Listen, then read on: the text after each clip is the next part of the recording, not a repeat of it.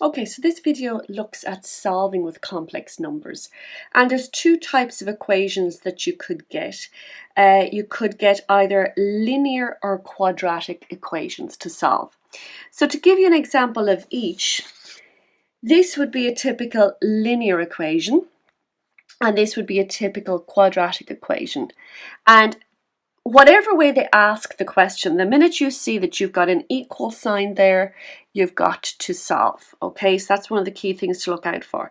So to know whether it's going to be a quadratic or a linear, quadratic of course always has a power of 2. Okay, so immediately you know it's a quadratic if you have a power of 2.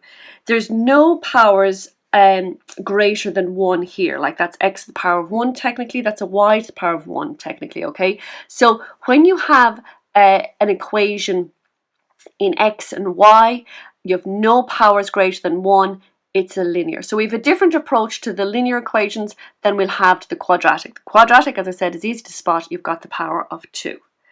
So let's take the linear example first.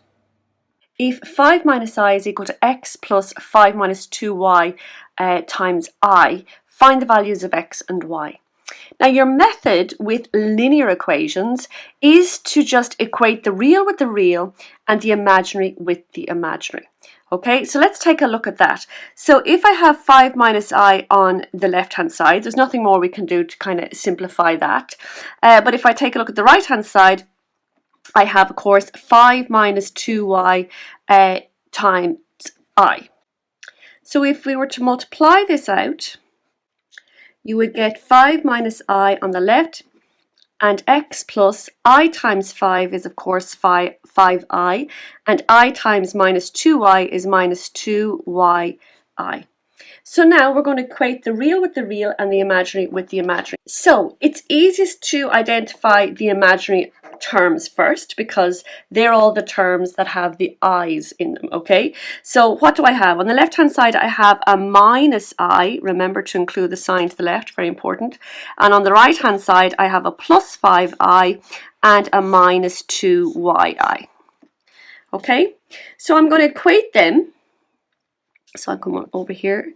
So minus I on the left hand side then must be equal to 5i, a positive 5i, minus 2yi on the right. And then what's left must be my real terms. And so 5 on the left hand side must equal the x on the right hand side, and there's no other terms there. So that means then that 5 is equal to x. And there's our first solution.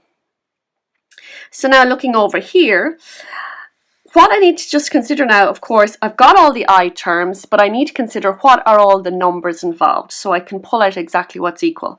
So if you have minus I, the coefficient of that is, of course, minus 1. It's a minus 1i. And then we have 5, the coefficient of 5i is just 5, in other words, the number before it. And then what I have here, just taking away the I, now I've got them all grouped together. I have minus 2y. So that means that minus 1 must equate to 5 minus 2y. And now I've got this equation that I can just go ahead and solve. And with solving equations, of course, you want to get the y on its own. So the first thing we'll get rid of is the 5 by taking away 5 from both sides. That will get rid of that. It will leave you minus 2y on the right hand side, and minus 1 minus 5 is minus 6 on the left hand side. Now to get y on its own, to get rid of this minus 2 that's attached to the y, or the minus 2 that's multiplied to the y, the only way to get rid of a multiply by minus 2 is of course to divide by minus 2. And if you divide by minus 2 on the right, you must divide by minus 2 on the left. That will leave you with the y on its own, which is what you're looking for. And of course, on the left hand side, we have minus 6 divided by minus 2, which is a positive 3. So there are your two answers. X is equal to 5 and y is equal to 3. Okay, so let's try this other example. This is another linear example, and we can see that it's linear because there's no powers that's greater than 1 here. We have an equal sign, so we know we're solving. So we know our method now is, of course, to equate the real with the real and the imaginary with the imaginary. Okay, so we're going to tidy up everything on the left-hand side, tidy up everything on the right-hand side. There's not much more to tidy up on the right-hand side, but then once we have everything laid out, the left-hand side equals the right-hand side, we'll start equating the real with the real and the imaginary with the imaginary. Why don't you pause the video here and see how you get on with this question. Okay, so what I'm going to do first is I'm going to multiply in by that a. Okay, because you want to get rid of any brackets here. Get everything multiplied out and tidied up as best you can, and then we can start equating. A times 2 is of course 2a. A times I is of course ai. Plus 8 minus bi equals, and again there's nothing much more I can do on the right hand side here. Okay, now we can immediately jump into equating the real with the real and the imaginary with the imaginary now. And as I said before, the easiest thing to do is start off with the I terms, your imaginary terms. They're the easiest to identify first. Okay, so here's an I term, an imaginary term, and here's one as well. Don't forget to include the sign to the left, it's really important. And on the right hand side, the only I term I have is of course this one, minus I. Okay, so let's write that down for ourselves. We have ai minus bi on the left, which must equate to minus I on the right hand side. And then what's left must be our real terms. So we have 2a on the left hand side plus 8. And that must equate to 5b on the right hand side minus 3.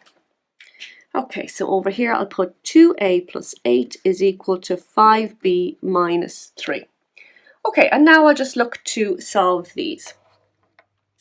So on the left hand side, there's not much I'm going to be able to do here in order to solve for a and b. All I'm going to be able to do is tidy this up, okay? So since I have numbers here and numbers here, the best way to do a little tidy up is, of course, to get those numbers simplified together. So I'll get rid of the plus 8 here on the left by taking away 8 from both sides. And that will give me 2a is equal to 5b, and minus 3 minus 8 is minus 11. Okay, now there's nothing more I can do with regards to tidying that up, because remember with your rules of algebra you can only add together things that are the same. I can't solve an equation when I have two things in it, a and b, that I don't know. So that's as far as you can get with that one. So now let's have a look at this one. Remember, what we do now is kind of remove the i's, if you like. In other words, looking at the coefficients of the i's, or the numbers or letters before the i's. So here, if I have ai minus bi is equal to minus I, that means that a minus b is equal to, and remember the coefficient of minus I is of course minus 1. It's a minus 1i technically. And again, that's as far as I can go here. So now what I am ending up with is two equations with two unknowns. And of course, the only way to deal with two equations and two unknowns is to do simultaneous equations. So that's what I'm going to do here. So before I do simultaneous equations, I'm just going to tidy this up. So I have, like this one, the a's and the b's on the left-hand side and the numbers on the other. So I'm going to take away 5b from that side. And of course, I'm going to take away 5b from that side. And that will give me 2a minus 5b is equal to minus 11. So now we have this equation and this equation, and we're going to be able to solve them simultaneously. Okay, so 2a minus 5b is equal to minus 11, and a minus b is equal to minus 1. And remember, what we're looking to do is get rid of either the a's or the b's. We're going to use the elimination method here. So in order to get rid of the a's or the b's, do you remember there is a whole video, by the way, on simultaneous equations. So if you do need a refresher on that, do look it up, okay? But with this, what we need to do is get it so that we have the same number but different signs. That's the only way that we can either cancel the a's or the b's. So I'm going to go with the a's, okay, because all I have to do in order to get them the same amount but different signs is to multiply the bottom equation by minus 2. Okay, because remember, if you want to change that term, you have to do the same thing to every term in the equation, okay, to keep it balanced. So the top line will stay the same, but the bottom line will become minus 2 times a is minus 2a. Now that's set up, you see, exactly as you want, so it'll cancel, because 2a, take away 2a is nothing, okay, and that's how you'll get rid of it, so that's what you want. Minus 2 by minus b now is a plus 2b, so be careful of signs here. Minus 2 by minus 1 is a plus 2. Okay, and now we add them together and that disappears, okay, because 2a minus 2a is nothing. That's what you want. And now what's left here? Minus 5b add 2b is minus 3b, and minus 11 plus 2 is minus 9. Now to get the b on its own, of course, how will we get rid of this minus 3 that's being multiplied to the b? Well, the only way to get rid of a multiply by minus 3 is to divide by minus 3. And that gives you b is equal to minus 9 divided by minus 3 is a plus 3. So now we have our first solution. And now, of course, with simultaneous equations, you take that and we're going to sub it back into one of the originals here. So if b is equal to 3, I'm going to sub it back into the bottom one because it's just a little bit simpler than the top. It doesn't matter which one you sub it into, remember, you'll get the same answers. So a minus b is equal to minus 1, but instead of course b, I can sub in now the answer 3. So I have a minus 3 is equal to minus 1, and now to get a on its own, I will add 3 to both sides, so a is equal to 2. So there's my answers. B is equal to 3 and a is equal to 2. Okay, so take a look at this example. Now this is the first example of our quadratic types of equations, and immediately the minute you see you've got a power of 2, it's a quadratic equation, okay? Now your method with solving quadratic equations is to use the minus b formula, as we would normally do in algebra. Whenever we have a quadratic, the minus b formula is always an option. So that's exactly what we're going to do here. So your minus b formula, remember, is in your log tables. It is written as x equals minus b plus or minus the square root of b squared minus 4ac all over 2a. Okay, and it is, as I said, in the log tables, and it's here on page 20. Okay, so here we go, under the algebra section, roots of a quadratic equation, and this is the minus b formula. Now here it says x equals, of course, if you have your quadratic in terms of x, we have a quadratic in terms of z, so of course we're just solving for z equals in this equation. Now the first things you want to identify for yourself, of course, is your a, b and c. Now if you're a little bit rusty on the minus b formula, there is another video that is just devoted to practicing the minus b formula. So if you have a look at that under quadratics, check that out, okay? And that'll help just revise this method, okay? But as I said, the first thing we need to identify is what is the a, what is the b, and what is the c.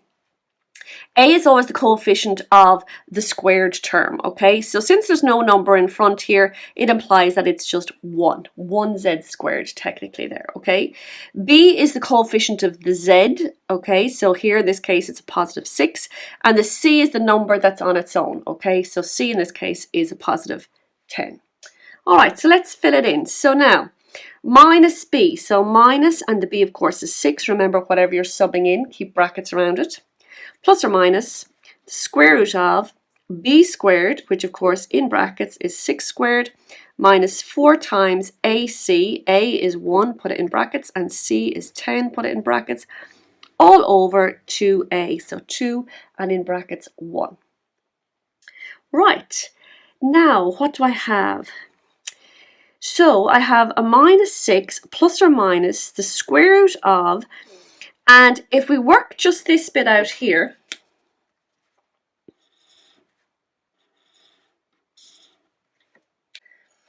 I'm getting, putting it on the calculator, 6 squared minus 4, don't forget your brackets, and 10 in brackets equals minus 4. So square root of minus 4 all over 2 times 1 is 2.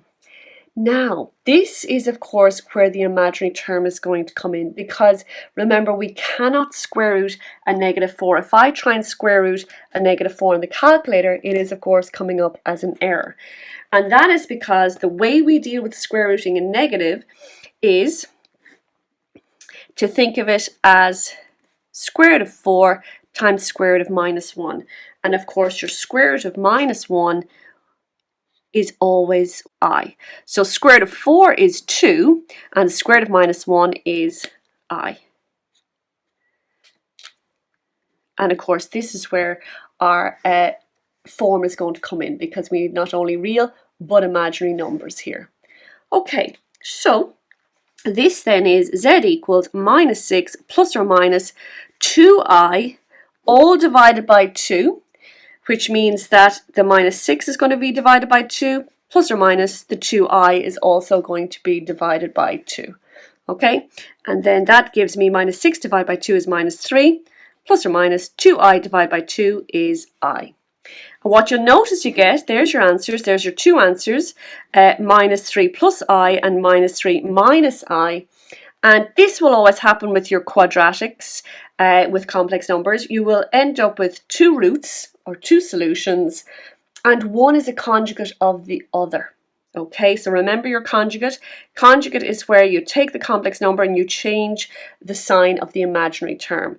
Well, that's exactly what you have here. These are conjugate pairs, and that's what you're always going to get for your solutions of quadratics with complex numbers. Okay, let's try this example.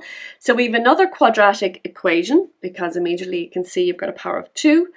Pause the video here and see how you get on with this one yourself. So our method, of course, is to use the minus b formula. So there it is. That's the way it would appear in the log tables. Instead of x, we have our quadratic in terms of z, so it'll be z equals for us. Now, we need to identify our a, b, and c. Now, remember, your a is always going to be the coefficient of z squared. In other words, the number before. And there's no number before, so obviously it's implied it is just 1 z squared. The b is always the coefficient of the z term. In this case, it's a minus 2. Now, don't forget, it's a minus. Be very careful there. A lot of pupils leave out the sign. The sign's very important. C then is the number on its own, which is, of course, 17. Right, so let's fill it in. Minus b, so minus 2, in brackets, of course, plus or minus the square root of b squared, so minus 2 all to be squared, minus 4, times a, which is 1, and c, which is 17. Remember, keep those brackets around everything you sub in. 2 times a is 2 times 1. Right, so what we're going to do, of course, is we're just going to do this part here in the calculator. So I end up with bracket minus 2 squared minus 4 bracket 1 bracket 17, close the brackets. And that's exactly what I have there, equals, and of course you see I'm getting the minus under the root, so minus 64, and that's of course to be expected. So now, minus 2 is the same of course as plus 2, remember, taking away a negative is the same as adding, plus or minus the square root of, and we have minus 64, all over 2 times 1 is 2. And of course, the way we deal with the square root of a negative is it's the same as the square root of 64 times the square root of minus 1. But of course, instead of square root of minus 1, we replace that with I. And square root of 64 is, of course, 8. So 8I is equivalent to the square root of minus 64. So that gives me z equals 2 plus or minus 8I all divided by 2, which means, of course, you will divide 2 divided by 2, and you'll divide the 8i divided by 2. And that gives you 2 divided by 2 is 1, plus or minus 8i divided by 2 is 4i. And there's your two solutions, your two roots, and of course they are conjugate pairs. So just one final example I want to work through with you, and that is where we do have a quadratic equation here, but we are missing part of it. We're given one of the answers, and we have to use that to find the value of k. So this is the way it's worded. If z is equal to 3 plus I, and this is a root of the equation, in other words, it is a solution to the quadratic, okay, that's what root means, then find the value of k and write down the other root, so the other solution in the form a plus bi. Well, the thing that we know, if we found a value for z that is a root, in other words, a solution, then that means when you sub that in for z, it should work out. Okay, that's the whole point of it being a solution to the equation. So if you have z squared minus 6z plus something equals 0, and I know that one of the solutions for z is 3 plus I, then I should be able to put 3 plus I in for z, And the left-hand side should equate to the right-hand side, okay? And this will give me enough information then to solve for the k. So z squared will become 3 plus I, all to be squared, minus 6 times, and again for z we're subbing in 3 plus I, plus k is equal to 0. And we just need to multiply this all out, tidy it all up, and I'll be able to solve for k. Now, what you need to be careful of here, of course, is squaring the 3 plus I. That is, of course, going to be 3 plus I by 3 plus I, okay? 3 plus I by itself.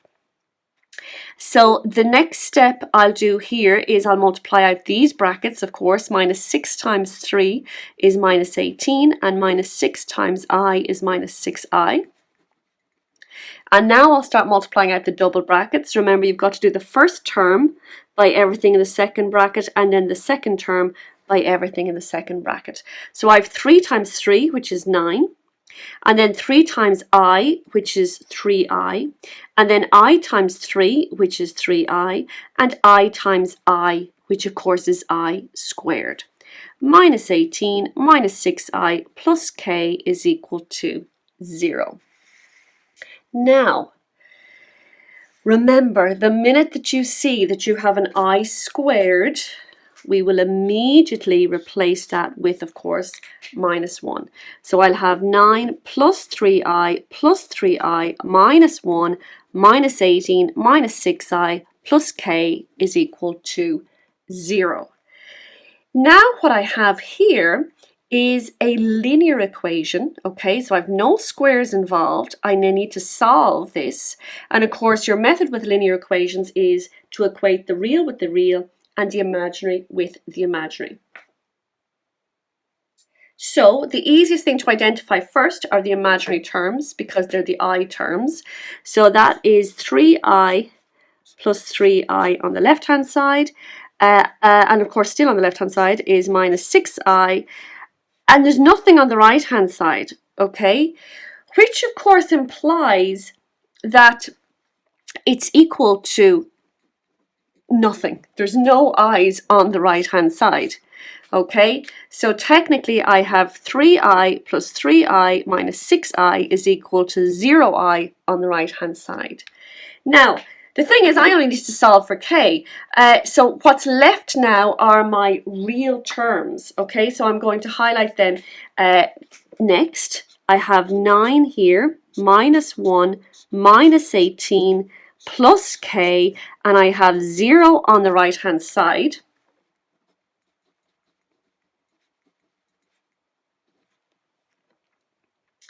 And of course, all I need to do is solve for the k. Okay, because there's nothing here to solve for. 3I plus 3I is 6I, minus 6I is 0I. So yes, that does work out as we had expected it to, because we knew we had a root here with 3 plus I. But it's this equation here that's going to allow me to solve for the k. So again, just identifying the real terms. It is just easier to identify the I terms first, okay, because a lot of pupils get a little bit confused with that element. So it is easier to identify the imaginary terms, and then what's left, of course, has to be the real terms. So let's tidy up the left hand side. 9 take away 1 is 8, take away 18 is minus 10, plus k is equal to 0. And now to get k on its own, let's add 10 to both sides. And so k is equal to 10. So there we go. Now the second part of the question, remember, asked me to find the other root in the form a plus bi. And of course, what we know with our roots of quadratic equations when we're dealing with complex numbers is that if one root is 3 plus I, the other root is going to be the conjugate. So if z is equal to 3 plus I, the conjugate of z, 3 minus I, remember you change the sign of the imaginary term, that has to be the other root. So 3 minus I is the answer for the other root.